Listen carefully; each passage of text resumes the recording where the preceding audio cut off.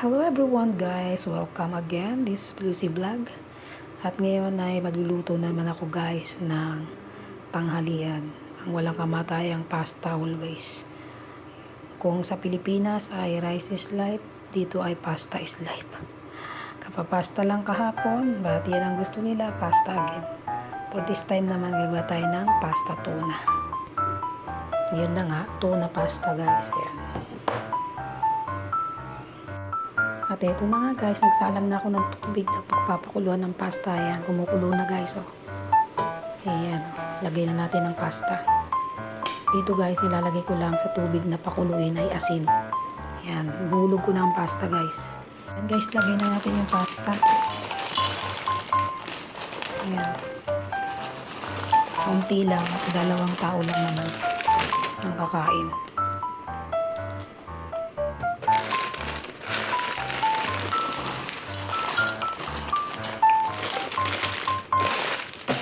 Hintayin lang natin guys lumambot, okay? Ayan lang nga guys, nagsisimula na ako mag-isa para sa ating tuna pasta. Ayan, nilagay ko na guys yung ating sibuyas at yung ating bawang. Next ko dito guys, sa ating bawang at sibuyas, ang ating kamatis. Ayan, lagay na natin ang ating kamatis. Ito po ang ating lunch.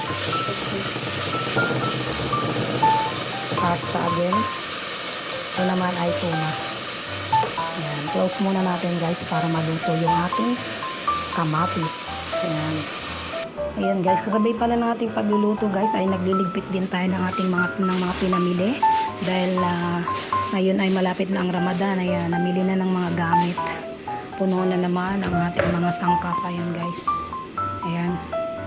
Ayan, puno na naman siya guys. Dahil magraramad. Ayan, namili ng mga quaker oats para sa soup ito guys, nilalagay sa soup sa yung quaker. Ayan guys, so may mga boni. Ayan, kompleto yan guys. Meron ding tiya,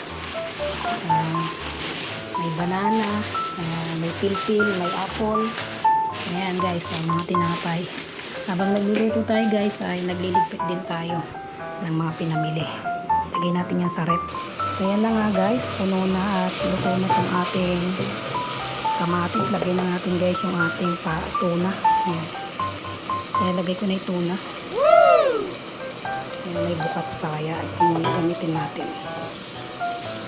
Ayan, magbukas na lang tayo din ng isa guys at dagdagan natin.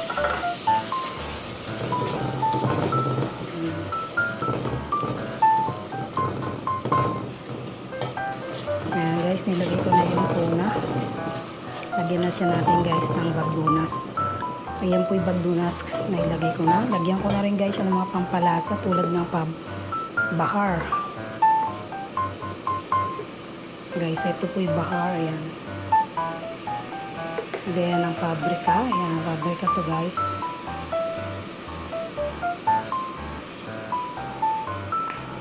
Then black pepper or paminta.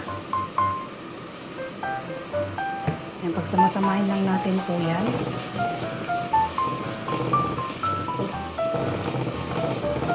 Ayan. Tayo nating maluto guys yung ating tuna.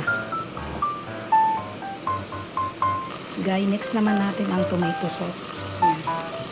Ayan po natin ang tomato sauce. Tansyahin nyo lang kung nakain sa inyong gusto, kung marami o kaunti lang. Ayan. Then guys, naglalagay din po pala ako ng cooking cream. Para hindi aasim yung ating sauce ng ating pasta tuna. Mix mo lang din guys. Then dito guys, pwede na nating timplahin. Lagyan na rin natin siya guys ng asin. Ayan, asin guys. Maglagay tayo ng konting amount lang. Ayan.